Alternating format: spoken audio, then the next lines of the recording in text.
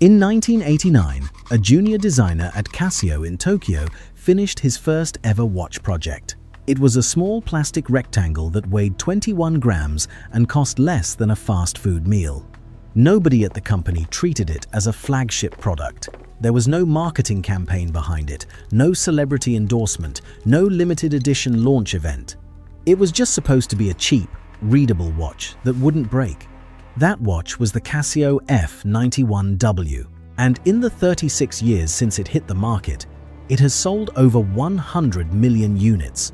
That makes it the best-selling wristwatch in history, ahead of every Rolex model, every Omega, every Patek Philippe, every single product the entire Swiss watch industry has ever produced at the individual model level.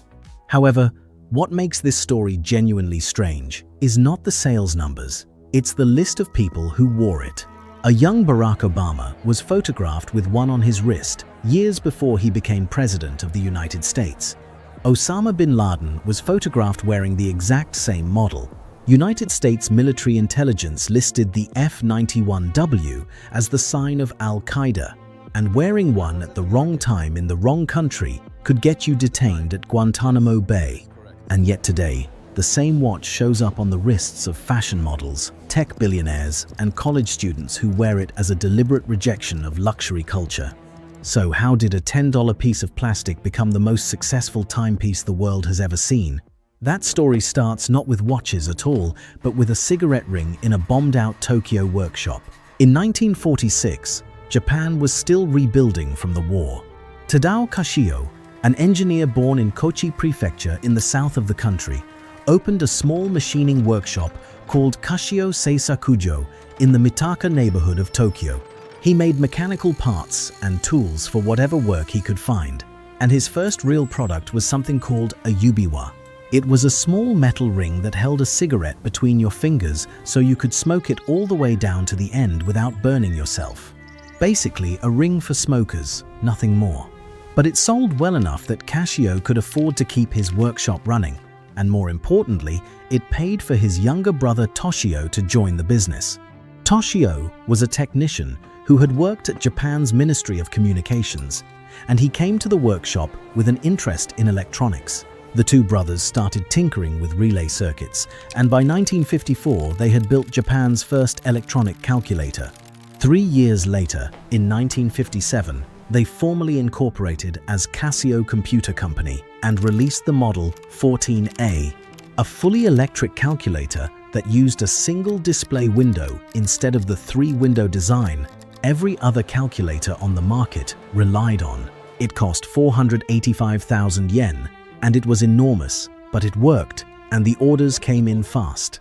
Through the 1960s, Casio grew into one of the biggest calculator manufacturers in the world. The 1972 Casio Mini was a particularly important milestone because it brought personal calculators to individual consumers rather than just businesses. But success attracted competition. And by the early 70s, what the industry called the calculator wars had made the market brutal. Sharp was pushing prices down. Texas Instruments entered from the American side. Dozens of competitors were flooding the space, and profit margins were collapsing. Casio needed somewhere else to go. This is the part of the story where most companies would have tried to build a better calculator or moved into a completely different electronics category. But Toshio Casio, the brother who had built that first relay calculator back in the 50s, saw an opportunity that nobody else in the calculator business was paying attention to. He looked at the emerging quartz watch technology coming out of Switzerland and Japan and saw not a timepiece, but a problem that could be solved with the same kind of miniaturized electronics Casio already knew how to build. He approached the idea of a watch as something that calculates time, not merely displays it. And from that mathematical perspective, the Casiotron was born in 1974. It was the world's first watch with an automatic calendar that could account for different month lengths, and it put Casio on the map as a legitimate watchmaker practically overnight. But the Casiotron was expensive. Early quartz technology was still new, and the production costs were high. Casio needed to figure out how to make digital watches cheap enough for everyone, not just early adopters. That challenge would take another 15 years to fully solve. and the solution would come from a designer nobody had heard of. Ryusuke Moriai joined Casio in 1985. He was young, and for his first 4 years at the company, he worked on developing products without getting his own project to lead. Then, in the late 80s, the company gave him a brief. They wanted a small, flat, digital watch that was easy to read and incredibly durable for its price point. Market segmentation for digital watches at the time was very specific.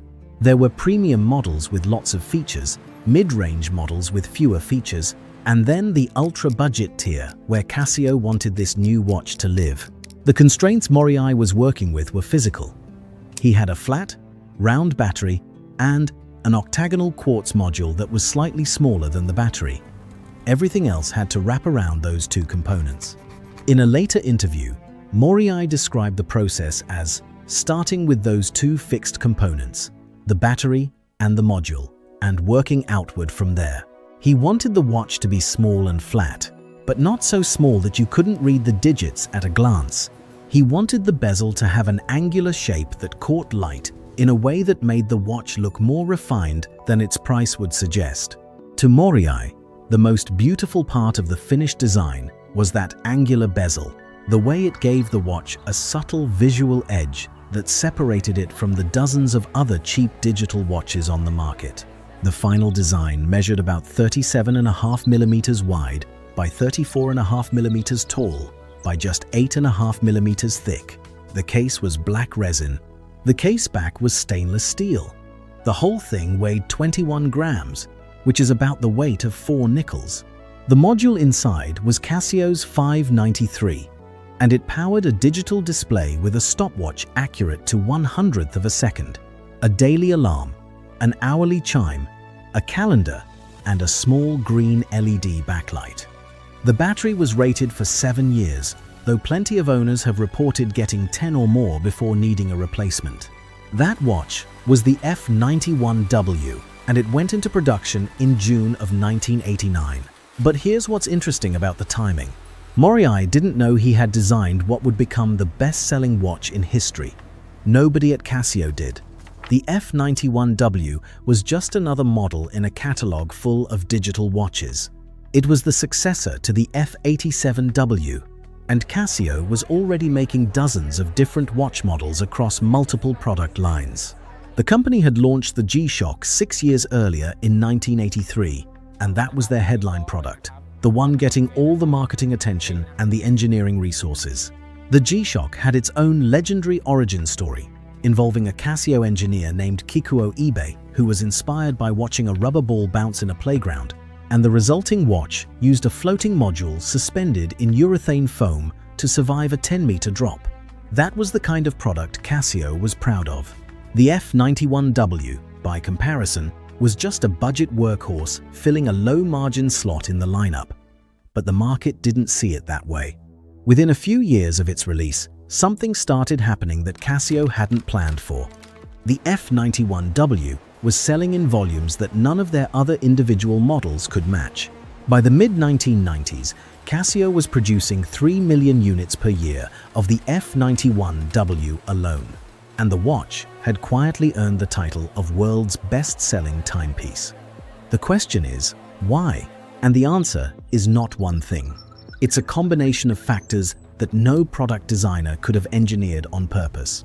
First, the price. The F-91W retailed for somewhere between $10 and $20 depending on the market, and Casio's manufacturing costs were so low that they could keep that price stable year after year with no variation. That meant the watch was available to essentially everyone on the planet. Students, soldiers, construction workers, farmers, office employees, retirees. If you had the equivalent of $10 in any currency in any country, you could own this watch. Second, the distribution. Casio didn't sell the F-91W only through watch stores or jewelry shops.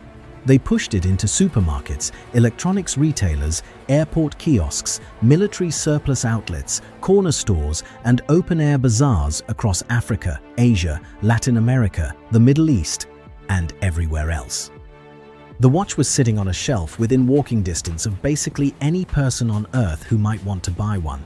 Recent distribution data shows that about 62% of F-91W sales go through electronics retailers, 24% through military and outdoor suppliers, and 14% through online channels like Amazon and Casio's own store.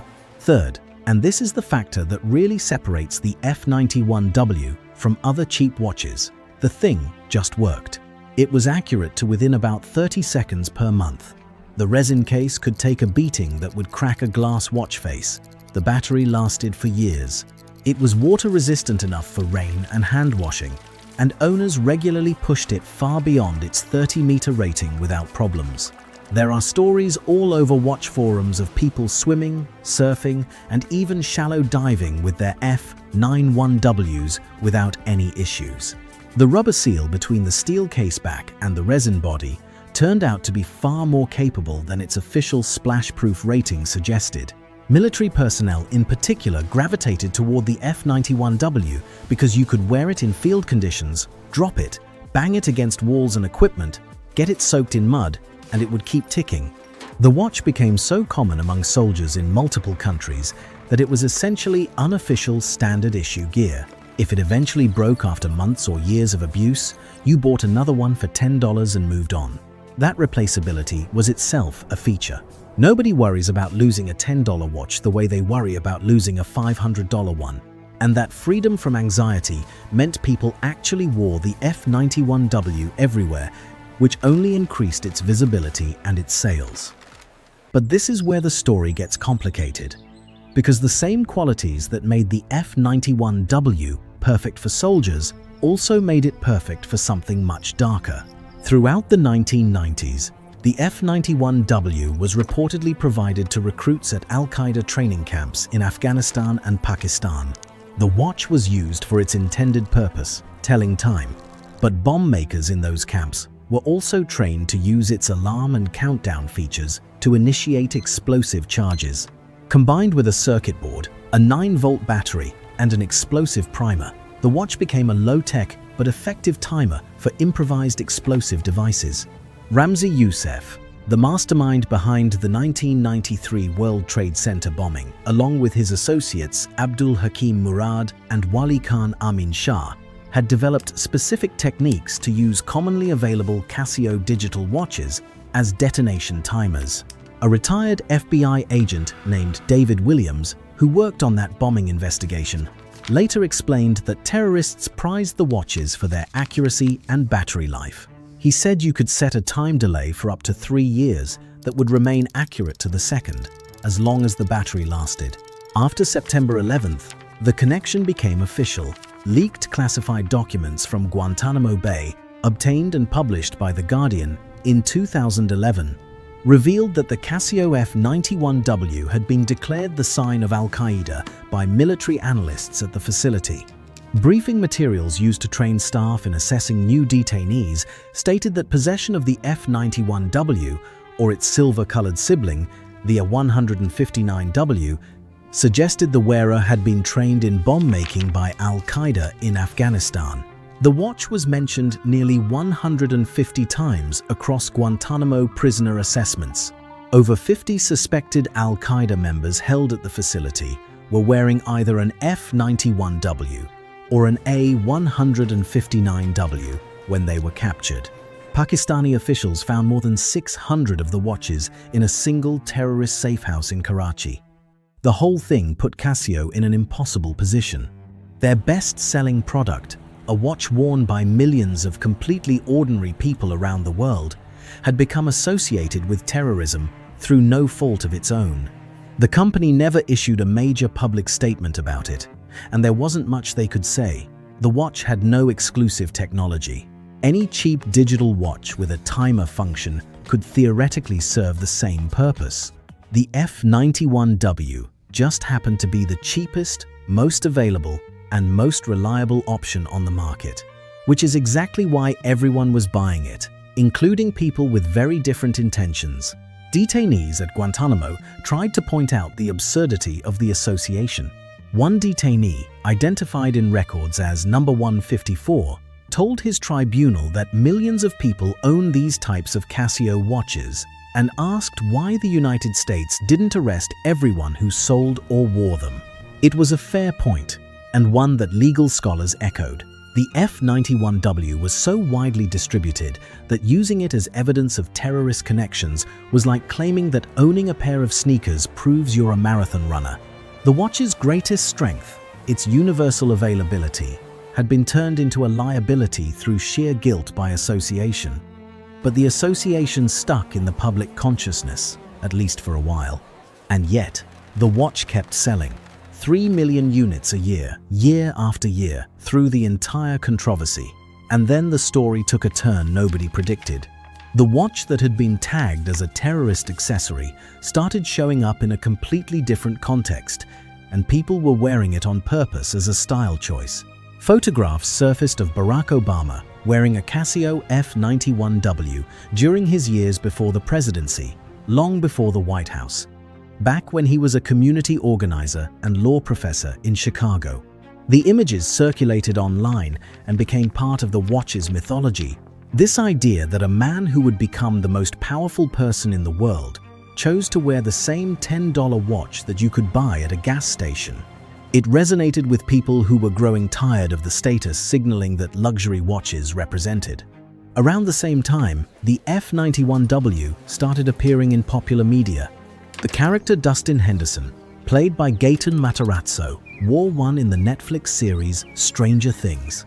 It was a perfect period-accurate prop for the show's 1980s setting, but it also introduced the watch to a new generation of viewers who had never seen one before. Ryan Reynolds wore an F-91W in the movie Free Guy, where his character's simple watch was a visual shorthand for his status as an ordinary background character in a world full of flashy excess. The watch also showed up in Squid Game, further embedding it in global pop culture. But the bigger cultural shift was happening on the street.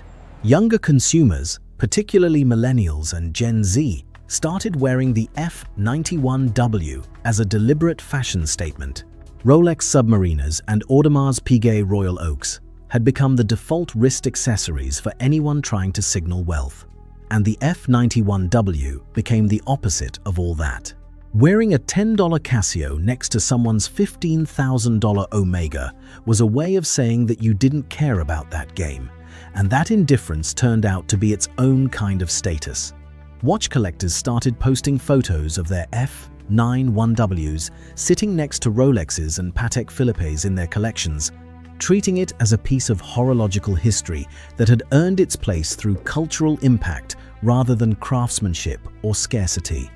The irony was hard to miss.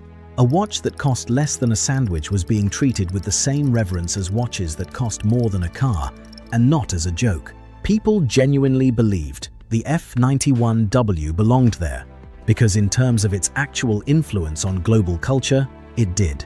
The retro fashion trend of the 2010s and 2020s accelerated this.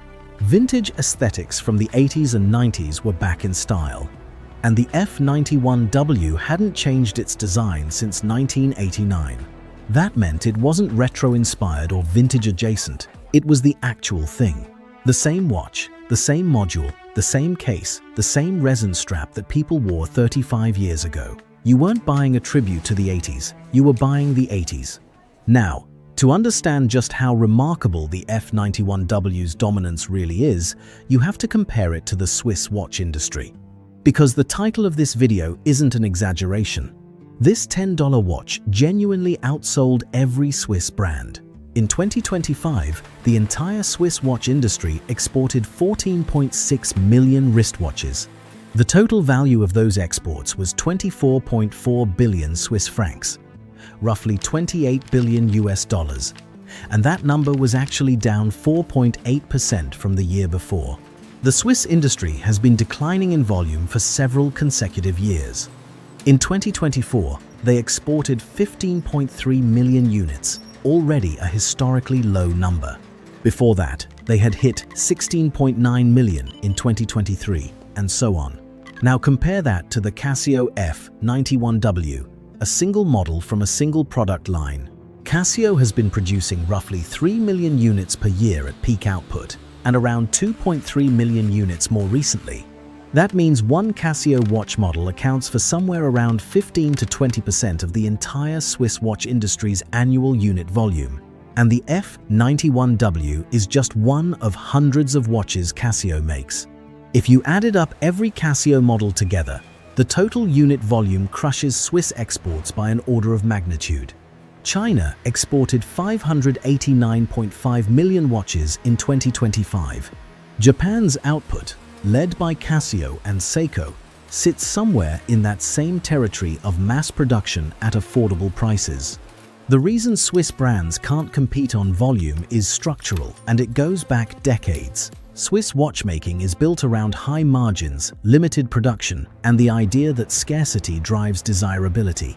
Watches priced above 3,000 Swiss francs at export account for over 80% of the total value of Swiss watch exports. The entire Swiss industry employs about 48,000 people directly in manufacturing. And that workforce has been shrinking along with volumes, down 1.3% in the most recent annual survey. They're selling fewer watches at higher prices, and the customers who buy them are buying status, heritage, and craftsmanship. That business model generates enormous revenue per unit, but it means the Swiss industry will never compete with a $10 watch on units sold. The two approaches to watchmaking are completely opposed, and they always have been. Casio understood from the beginning that consumer electronics and luxury goods follow different rules. A Rolex Submariner gains value from the fact that not everyone can own one. A Casio F-91W gains value from the fact that everyone can. Its icon status comes from prevalence, not exclusivity. The more people who own one, the more recognizable it becomes, and the more recognizable it becomes, the more people want one. It's a flywheel that has been spinning for over 3 decades, and the watch itself has barely changed in all that time. The Module 593 that powered the original 1989 F-91W is essentially the same module inside the one you'd buy today. There have been cosmetic variations over the years. Casio introduced full monochrome color options in 2010 with the WC series. They added metallic cases with black straps in 2018 with the WM series. Translucent resin cases came in 2020 with the WS series, letting you see the module through the shell. But the core watch, the thing that tells time and beeps on the hour and lights up green when you press the button, hasn't been redesigned in over 35 years. The only documented revision to the original model was a slight adjustment to the LCD contrast layer in 2007. People sometimes call the F-91W the Nokia 3310 of watches, and the comparison is apt, but with one major difference. The Nokia 3310 was replaced.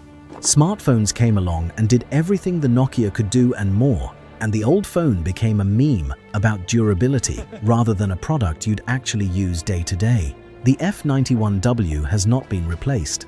Smartwatches came along and added heart rate monitors, GPS, notifications, fitness tracking, and 100 other features. But they also introduced something the F-91W never had to deal with: daily charging. An Apple Watch lasts about a day and a half on a charge. A Casio F-91W lasts 7 years on a single battery. For a significant number of people around the world, that trade-off answers itself.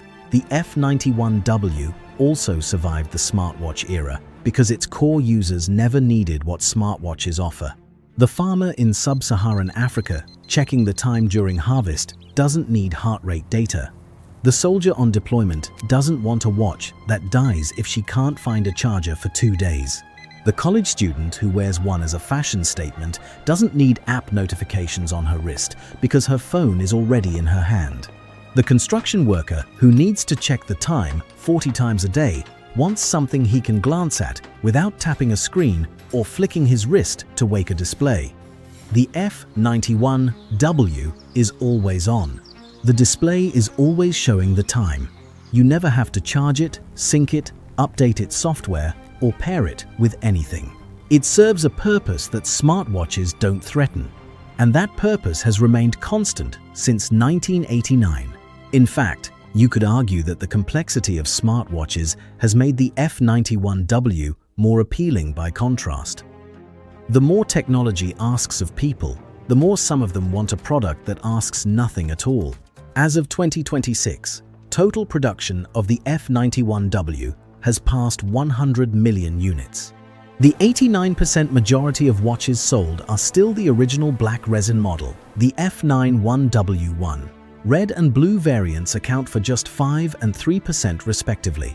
Simplicity turned out to be the specification, not the compromise.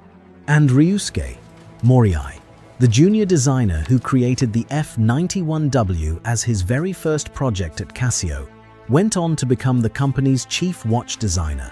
He's the person responsible for some of the most iconic G-Shock models ever made, including the DW6400 and the GA100 series.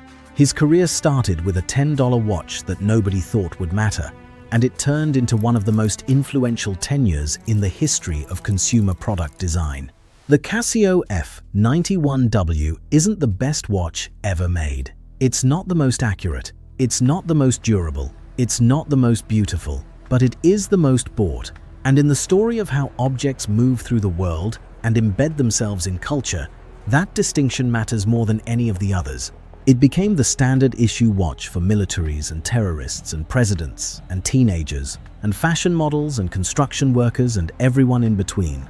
It did it without ever changing, without ever raising its price, and without ever pretending to be anything other than what it was. A cheap plastic watch that tells time.